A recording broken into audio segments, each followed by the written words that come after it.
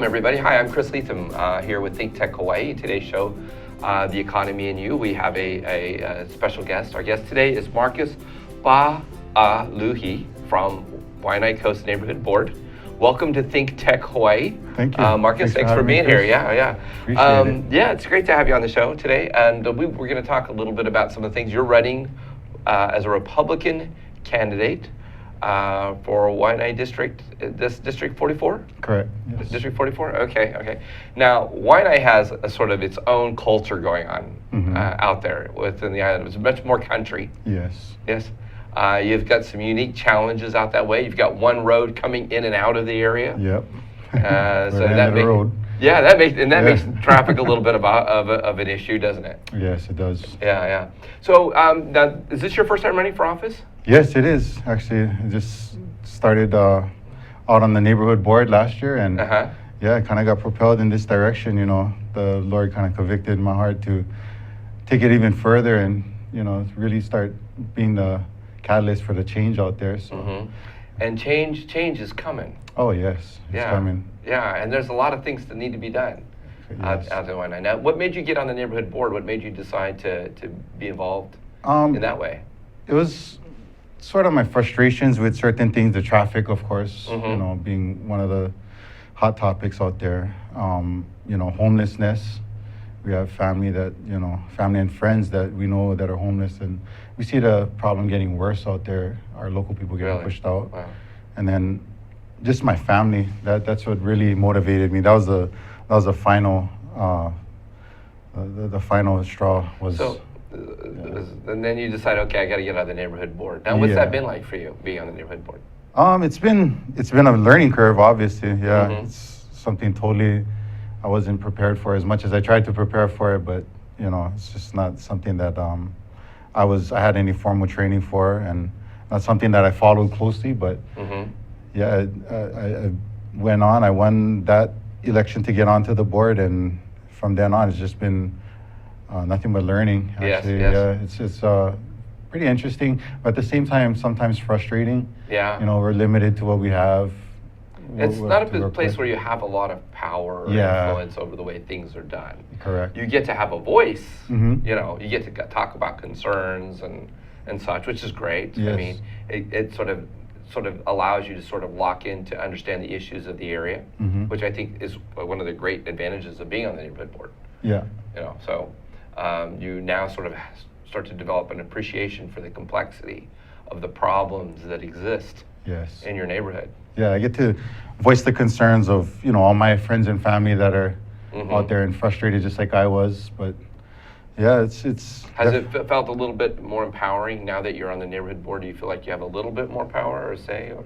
To an extent, yeah. I'd say it does. It puts me further into the loop on certain, issues. At least I'm in the know more than I was before. But like you said earlier, we're kind of constrained to what we can do because of that position being a voluntary group. Yeah. But one of the great things about the neighborhood board, one of the things that you learn is different people have different ideas about way problems should be solved. Oh yeah, and that's what's good about this board is actually it's pretty much a brand new board that we consist of. Everybody that's on, I mean, we have two members that are returning members. The rest are all brand new. And different points of view, but for the most part, we're working really good together. I see it more as probably the most constructive board. That's what we were told to, is we've been doing actually more with this group of people than probably has been done in the past. So, oh really? Yeah. Well, that's great to hear. That's very encouraging, isn't it? Yeah. It is. Yeah, yes. Now you've decided that wasn't enough. Now you're deciding you're going to run for a House seat. Yeah, and it actually wasn't my decision again. It ultimately was, I take that back, it ultimately was my decision, but it was something I kind of struggled with because I have, again, no formal training. I'm a construction, I'm a carpenter by trade, and I've worked construction pretty much my whole life. But I like that. I actually really appreciate that somebody with your background, not a lawyer, not a social worker, somebody who comes from, a blue-collar, hands-on work environment, actually is stepping up to run for office. Because, the thing that makes a legislature, in my opinion, a great legislature, is that diversity, that competition of ideas and different points of reference and frameworks you have a different agenda and a different criteria for your decision making. And that's the thing that really makes for, I think, good decision making at the legislature. So I thank you for running. And Thank you. I Appreciate it. Yes, and I know it's a lot of work. Yeah, it is. It's all they say. It's all brand new. So everything has been a learning experience for the most part. We've been blessed with the opportunity that we had to have mentors like Andrea Tupola, who's actually stepped in and helped guide me along the way. Other people like Auntie Emily Awai, she's been a big part in sharing her experiences with me and kind of letting me know what's up ahead and whatnot. Because it's going to be a bumpy ride. It's not easy at all. I mean, even this early on, we're so you early. You have a family. Yes, we have a large family. Yeah, so you have a built-in campaign team. Yeah, well, yeah, we have a small corporation, I like to call it, Yeah, so, that's awesome. Yeah, we have me and my wife, we've been married 16 years. We have 7 children, 1 grandchild. My last son was born last year, August. Wow, and then congratulations. Thank you. And then his nephew, my oldest daughter, it was my grandson. He was born in February, so those two are going to grow up like brothers. Yeah, you can see it already. Yeah, they're going to be tight. Yeah, and then hopefully me taking this step out might encourage them to look into it, because that's one of the things too. Growing up down on the west side, there's not a lot of options.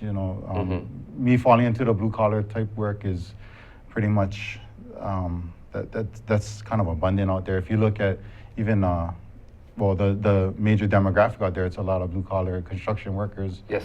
Yeah, very laborious, and we're not afraid of hard work. That's why I. Yeah, that's right.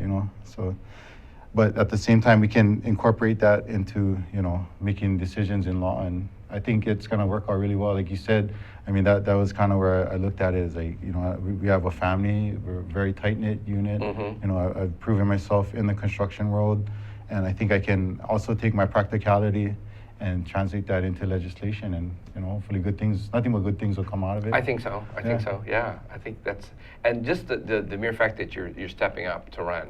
I think one of the things that we talk about as parents is that we want our children to not just do what we say, but also to follow in our footsteps. Yes. And the way that we do that is we set an example for them. Yeah. And running for office is clearly a great thing, and it's a lot to take on. Yeah, it is. I mean. Yeah, even with how the way media is and stuff, and the kids, sometimes they get stuck doing stuff just because that's what they're fed, the music they listen to, the TV, whatever they're watching and whatnot. And I'm hoping that win or lose, however the results are, at least what I can walk away with is that I left that impression with not just my kids, but the other youth in our community. That's right. That's right. Yeah, it's an imperative to be a part of your community. Yes. Yeah. Now, homelessness is a big issue in Waianae. It's been a big issue for a very long time. And are we making any headway on that issue? I believe so. I believe it's actually happening more on a community level, on a boots on ground level. I've had the opportunity to be a part of what we're calling it the Puahonua Waianae, and this is the community out in the Waianae Boat Harbor, which is the largest encampment that we have out there. And the successes that we've had as far as working with not just people in the community but lawmakers as well. We have elected officials that have been coming out and stepping up and really helping us champion that project that we have out there. And I think we're making headway. It seems real positive. I see a lot of good things coming out of it. Actually, are we seeing any infrastructure? I mean, are we seeing any kind of housing? Of any sort that's helping these folks or helping these people sort of find housing? Actually, we're in the process. We meet regularly on Wednesdays, and the first project that we're discussing is actually a traditional Hawaiian hale. And this would be the community center, because as you know, in a lot of Polynesian cultures, it's always centralized. That's right. Everybody meets up, So that's kind of where we're structuring the Puhonua, is all based around this first hale. So let's talk. We're going to take a quick commercial break, and let's talk a little bit about that. And then also, I want to talk to you about traffic. Because traffic out in Waianae is an interesting problem. Yeah. I'm Chris Leatham, and this is Think Tech Hawaii. Our guest today is Marcus Pahaluhi. Pahaluhi. Yes, I'm still having a little challenge with that. We'll be right back, and we'll have more to talk about. So stay tuned. Thank you. Okay, this is Think Tech Hawaii, and it's Wednesday. Every Wednesday is Energy Wednesday here in Hawaii, the state of clean energy. 4 to 5 p.m. every Wednesday. Come and listen to us. And just to show you what I mean, I'm going to ask Sharon to tell us more. Come and see us every Wednesday, as Jay said. And we have people like Jim Albers from HECO here and co-host Ray Starling here every Wednesday. We not only go on Olelo and OC16, but also stream live. So please come visit us, hear about the latest in clean energy. Okay, Jim, you've been here. You got any comment on all this? As important as energy is in all of our lives today, this is a great forum and a great format to vet those issues. So I encourage everybody to listen in and participate. Okay, Ray, what do you think for a close? Well, I think this is the greatest show in the energy world here in Hawaii. You can come here every week, 1 hour, and catch the latest on what's happening and hear from the people who really know what's going on, like Jim Alberts. We appreciate your coming today. Thank you. Ray Starling, Sharon Moriwaki, Jim Alberts, and Jay Fidel here in Hawaii, the state of clean energy. 4 to 5 Aloha. p.m. Wednesday. Aloha. For the next break. Aloha. Hi, I'm Chris Leatham. Welcome back to Think Tech Hawaii. The Economy and You is our show. Today's guest is Marcus Pa'aluhui, and I'm still working on that. But Marcus, so we were talking a little bit about homelessness, and you're talking about one of the solutions is to build a sort of a centralized housing structure. And what's the Hawaiian word for this? The encampment is called the Puhonua o Waianae. Okay. Yeah, and we're kind of, well, the ultimate goal, of course, is to restore the ahupua'a in Waianae. Okay. So we want to, of course, the water being the lifeline to everything that's going to flow downstream. We've been actually. This is very much rooted in traditional Hawaiian Yes. agriculture and living practices. Yes. And that's kind of the motivation of it is, everybody, when you think about Waianae, you just think of, dry, barren, kind of the, west side is, not too much life. But Yeah, well, That's you actually- don't get as much water out there, Yeah. rainfall, right? Well, that's actually what we assumed all these years, but what we found out is through studying is that, it was because the way the water was tapped. The aquifer is just depleting the natural flow of the streams there. Oh. So we actually used to have a lot of lo'i out there. We grew kalo, there's actually, where that encampment is, there's a opai holes there inside the reef that, Oh. yeah. So are there fish in there as well? Yeah, actually, we heard stories from Kupuna about how they used to come in and fish inside these holes in the back where the encampment is. And through being involved there, we found some of the people in that community actually took it upon themselves to, restore. So they're restocking and adding fish? I don't know No, exactly. actually, well, during development, when they built the harbor and the piers, a lot of that backfill was put into the holes. So they're actually been hand digging it out, and just through years of the accumulation of trash and whatnot, nobody knew it was there all this time, except for like I said, the kupuna that had these stories. So yeah, there's a very dedicated group of individuals out there at the Puhonua that have been, one of which is I don't know if you've heard of Twinkle's Borge, but Okay. she's actually been spearheading the efforts out there. She's, the facilitator. We call her a mayor of that, that mayor or governor of the Puhonua. But she's, okay. yeah, it's very interesting. You should come on and visit sometime because it's actually a well-structured community out there. They have lane captains. They have regular meetings. Very, very impressive. When we actually got in there and started really getting involved, I was kind of surprised to see them doing all of this without any assistance. So too. now we call them homeless. So that doesn't sound like they're living a homeless lifestyle. They're really more, they're just not living in sort of the typical or traditional hard structure Yeah. homes, but they actually have homes. I mean, Yeah. they're making homes for themselves. Yeah, there's homes, there's families there, there's working people, that come out of them, and it all, kind of spawns out of what we like to call the median price of a home out here in Hawaii, Yes, which is very kind of high. an unattainable goal for a lot of our local people because, yeah, I mean, they're struggling. They make it to work just like all of us. They just, can't afford. They went through situations that led them to this place, which she receives everybody with open arms, which is what is really, there's no real screening process as far as, whether if you have a need for a home, she makes a makes a campsite for you, and you set up, and then there's rules and regulations there, and that's the beautiful thing about it is, it's sort of like a lease agreement with her, Okay. but the whole community works together, and that's what was really impressive. It's like you take away the service providers and all these government agencies, and then here you got a successful encampment that they're just doing it on their own. So it just shows you what initiative can accomplish. Yeah. And then one person who sets their mind to something can actually accomplish great things, even in Hawaii. Yes, I agree. And it's also the sense of community, I think, that drew Mhm. everybody together. And not everybody's perfect there, but who's perfect anyway? Every community. If has- you wait for the perfect people to show Yeah. up, you'll never have anybody there. Exactly. Yeah. And all of us are fighting our imperfections. on Yeah, that- we're all on a works in daily- progress. Yes, we are. So, yeah. My daughters tell me I'm a long-term work in progress. Oh, so. yes, I think I'm in that category. Is I'm it no right? longer- yeah. Well, now let's talk a little bit about the traffic situation, because traffic, of course, there's one way in and one way out. Correct. Now have they added the third lane at this point? Has that been completed? No, there's no additional lane yet. It's actually would be the 5th lane. And no, there was actually a project that was on the table to add that 5th lane in. Right now, what we're doing, in the immediate future, we're looking at contraflowing traffic still without the 5th lane.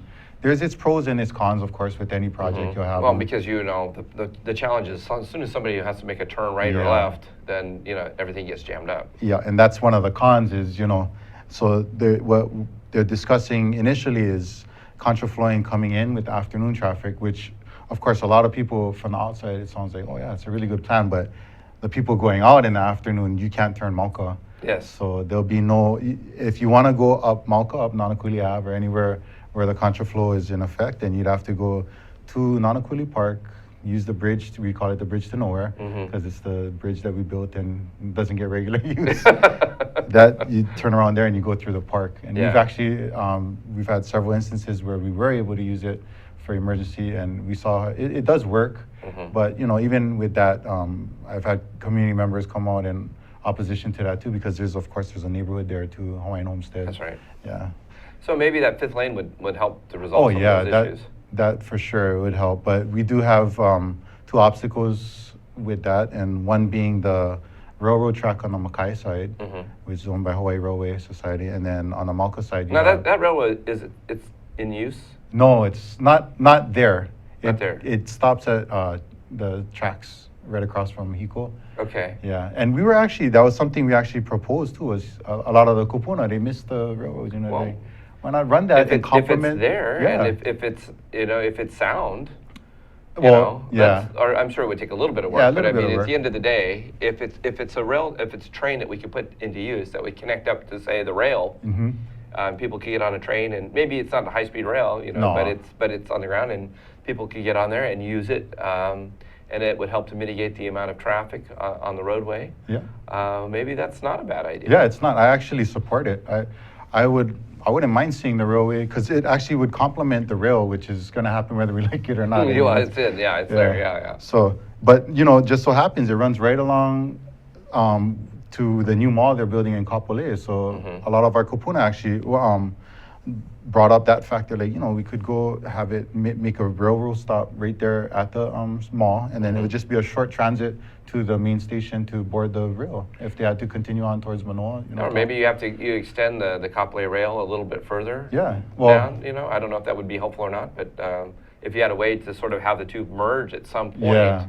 Architecturally, I'm sure it could be accomplished yeah. from an engineering. It's not a huge engineering feat. no, it shouldn't be a huge fee. No, at no. all. And so if you were able to take and even if it's a light rail that sits on ground level, and would provide that sort of extra mode of transportation, so Yeah. people aren't hopping on buses. Because we all know the problem. The great thing about a bus, it's cheap, it's free. I mean, or it's cheap or it's inexpensive, but it's also in traffic. Yeah. It's part of the traffic. Yes, you're right? participating just like everyone else. That's right. So if you had a rail system that wasn't part of the traffic. Yeah, dedicated Yeah. mode of transportation. Right, that's right. And then you could get on a little train and it just take you down the road, and traffic could do whatever traffic's going to do. Yeah.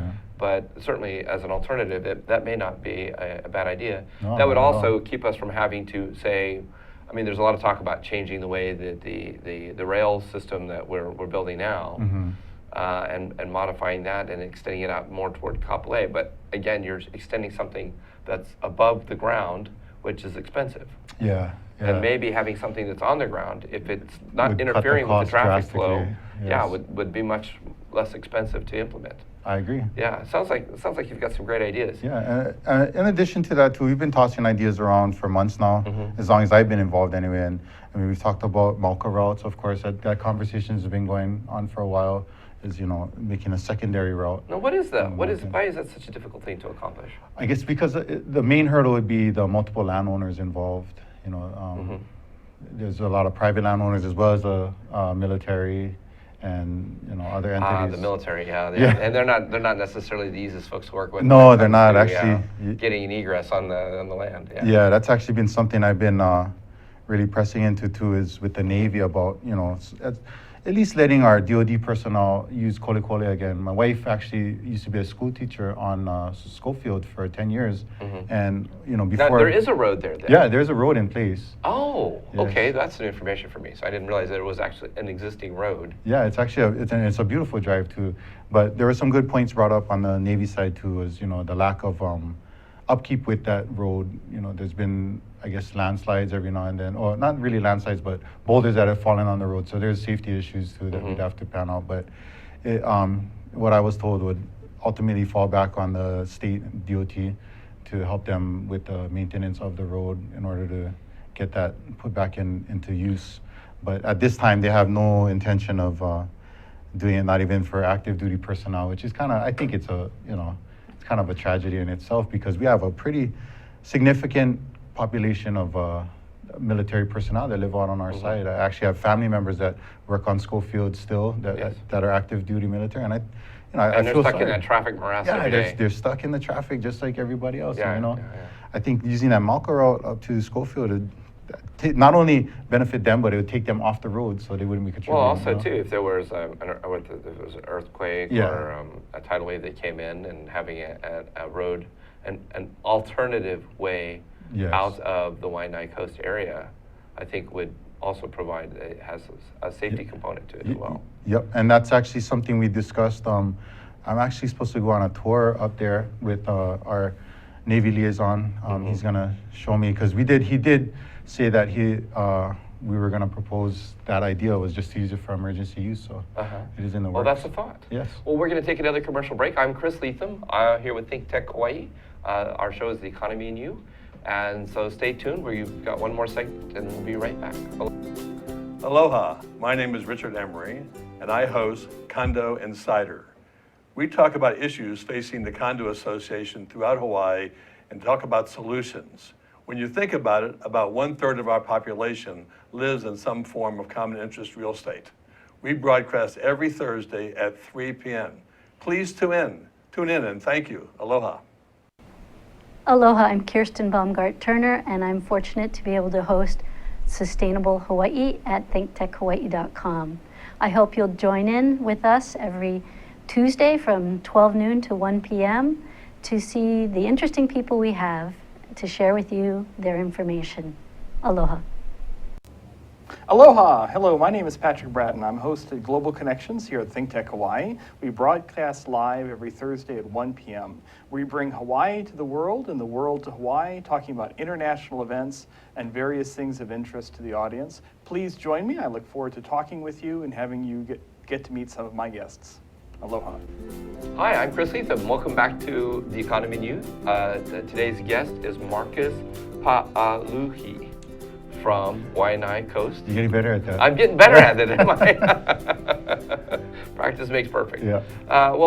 You're running for District 44. Now, we talked about homelessness, we talked about traffic, but let me ask you, if folks were considering voting for you, what are some of the key things that you think that you would bring to the legislature as a person living out in that area, and things that you would want to address? We've talked about traffic and homelessness, but what are some of the other areas that you think? Economic growth out there. I see a lot of potential out there. We are a farming community, and Is there a lot of farming going on now? Not as much as there was, not as much as there should be actually. But I mean, you got great soil out there oh for yeah, farming. yeah. But like you said, the one thing we lack is the water. But it's not that we lack it. We just gotta help it out, help it take its natural course again. So. But there's a lot of stuff that grows well in areas where it's yeah. a little bit dry, like grapes. Yeah. Grapes grow well in areas where there isn't necessarily a lot of water. I think it's the frost line though. I actually asked somebody about that. I don't know. I'm not a farmer. Neither am I. Yeah, so, but I asked a farmer friend about grapes. I said, hey, it'd be fantastic is if we started grape farming and make vineyards out here and then maybe even make our own wines and whatnot out here. I mean, I'm sure that'd be something lucrative. Well, we've got some great soil, so I mean, maybe it's just a matter of having the right kind of grape. Yes. Yeah. And again, I'm not sure which strain that would be, but I'm sure somebody out there knows. Well, we're growing coffee. We're growing cocoa now I think that's just happened in recent years where they started growing the cocoa for making chocolate. And I mean, I would think that there's lots of our farming opportunities out that way. Yeah, there's a lot. I mean, even in just our native plants here, there's ways you can farm kalo too. We have my own, because like I said, I'm not a farmer. I've took the initiative. Me and my family have made our own mala, which is a dry bed kalo, Right. So it's been going really well actually. So because we get such full days out there of sun, my plants probably grow faster than plants that do in central. Well, there's some areas out there where they can harvest 3 times a year. Oh, they can yeah. harvest crops 3 times a year. Well, I mean, how many places on the planet can you harvest a crop 3 times a year? That's pretty amazing. Yeah, it is. Yeah. So clearly, there's great soil to work with. Now, in terms of economic development out there, one of the things that we talk about here in Hawaii is how do we diversify our economy.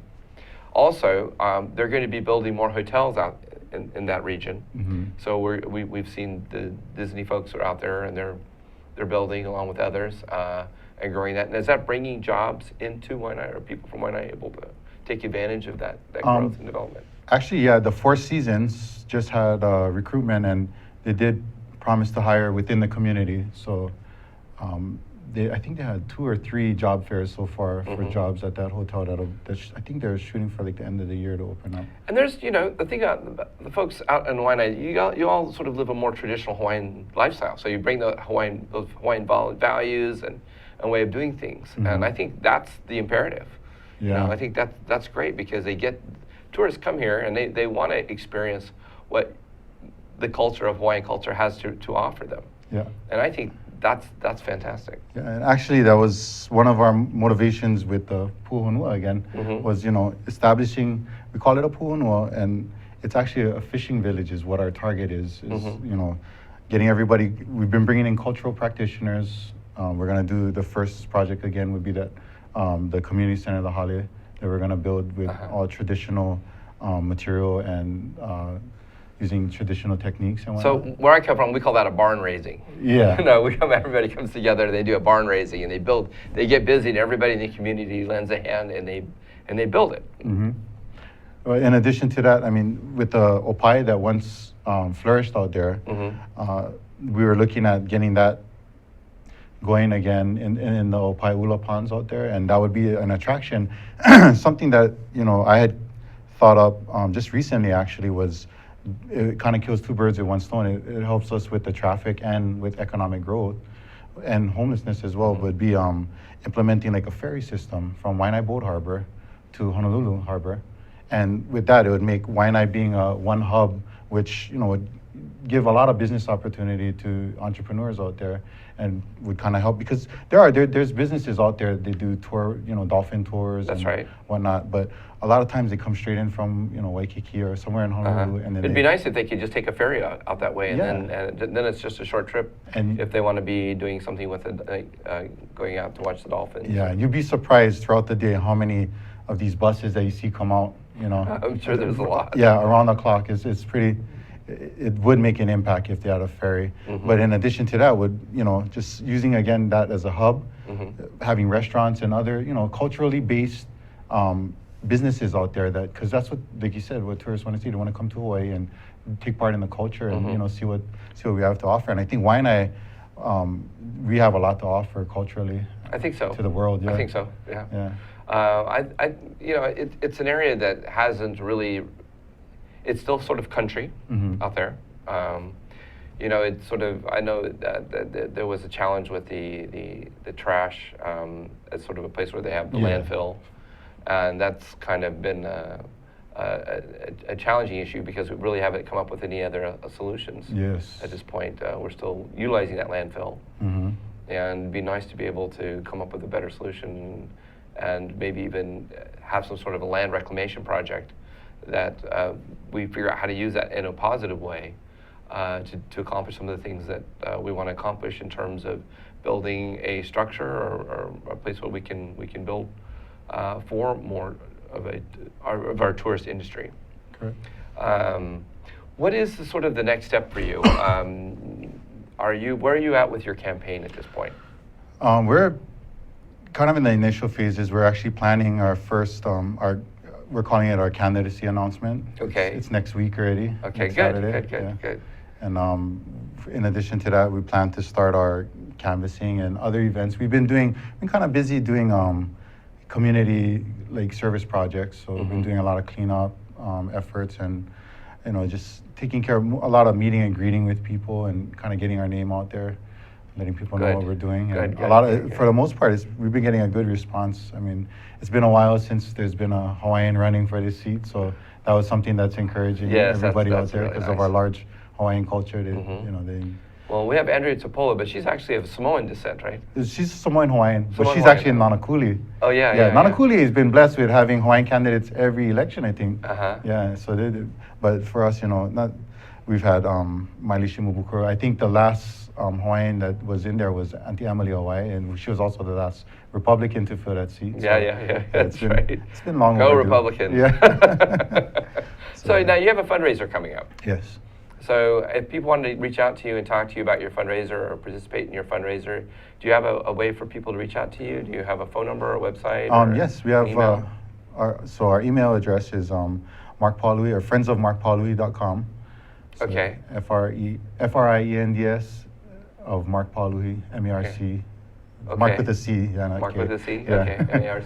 And then at Gmail. At gmail.com? Yeah. And do you have a phone number where people can call you? Yes, actually, you can call 808-693-5495. One more time? 808-693-5495. 5495, okay. Yes. And then we also have our website that we're building right now that should be up soon. Okay. So Do you have the domain name for that yet? Yes, we have the domain name. It's just the site is still under construction. Okay. so What's the domain name? Just It's friendsofmarcpaului.org. .org. Okay. Okay. Very good. So they can Google that, and it'll at some point it'll come up. And once At you some have the point site it'll come finished, up. Some point good. soon, hopefully. Okay. You can reach us on social media. We have Twitter is at Marc Paului. Again, Marc with a C. And then we have a page up on Facebook. It's Friends of Marc Paului. Okay, you're on Facebook as well. Yes. Okay, that's probably the place where people the place where people will find you most easily. Yes, and you can kind of follow up what we've been doing in the community and stuff, all our service projects. Because you're very active in the community. You're already doing a lot of stuff. Yeah, we try. We try. Yeah. And you can always do more, but you know, for what I think we've been making pretty good use of our time. And today you were at the legislature. You were working on trying to get some language back into the budget. Well, that was the plan, was to go out there. It was just actually a meeting. It wasn't in legislation. It was just a meeting with AMPO. And what it was to try and make some changes to the proposed AMPO 40, which is our Oahu Metropolitan Planning. We had two projects that were in Waianae, one Nanakuli and one in Makaha. And when this one came out, the newest the AMPO 40, we noticed that the Makaha project wasn't on the books anymore. So we went last week, me and Auntie Kapua Kili. We actually, she read, and I just was there for support. She read to the TAC, which is the board, made up for AMPO, about putting the project back on the books again. These are projects. These has to do with transportation projects. Yes, transportation. Building a bridge. Yes. In one case, that is it's an old bridge. It's going to need some work and some repair work. Yes. And or need to be replaced at some point. Yes, correct. Yeah.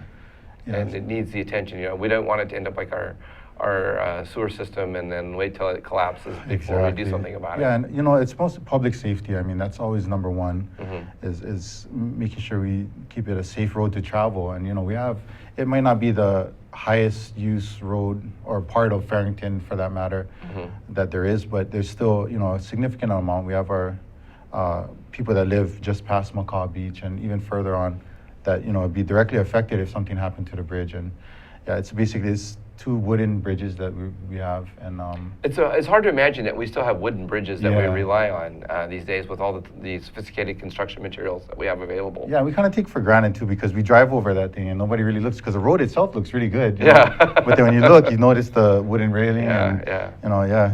So it's something that we really gotta address before it becomes a problem. We want to be more proactive Yeah. about it. Now, I don't know what kind of wood it uses, but you know, wood to me, wood in Hawaii means termites. Yes. That you're Termites, constantly, water rot, you know. Mhm. Yeah, so there's, you know, we definitely need to bring that up to date, and also, you know, just because of erosion, coastal erosion and stuff, we're actually proposing moving that road Mauka. which Oh, okay. Would be a more, from what I understand, what's being proposed would be a less invasive road too. It'll help us to reroute the stream's natural route, from what I was told. And Okay.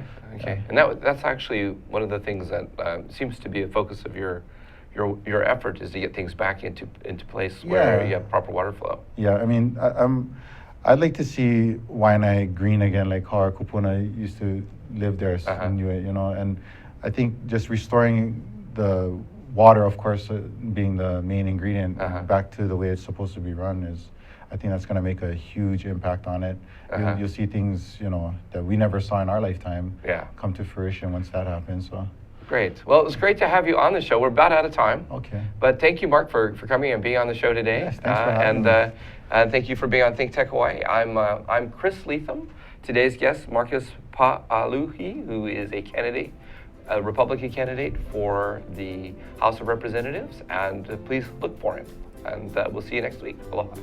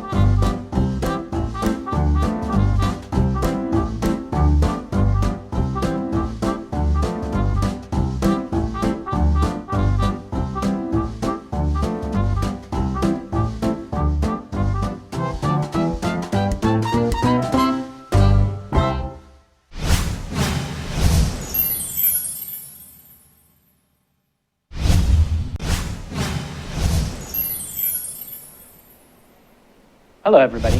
I'm Davidson. Thanks for tuning in to Think Tech Hawaii. One of the things that we do here, or the thing that we do here, is promote civic engagement in Hawaii. What does that mean? We want to talk about things that people want to hear about, and we want you to engage us and be part of that conversation. One of the ways that you can do that is by joining in during our live show via Twitter. How do you do that? Well, you get on the interwebs and get Twitter, get an account, and mention us if you have a question. What you'll do is you tune into our show live, tweet us questions, and our hosts and guests will address them accordingly. It's really easy, it's really fun, and I think that your participation in what we're doing here will help us continue the dialogue on very important issues that we're trying to cover. Sustainability, clean energy, you name it, we're on top of it. We want you to be part of what we're doing, because together we'll be able to make things change. Thank you for watching Think Tech Hawaii, thinktechhawaii.com, weekdays 12 to 5 p.m.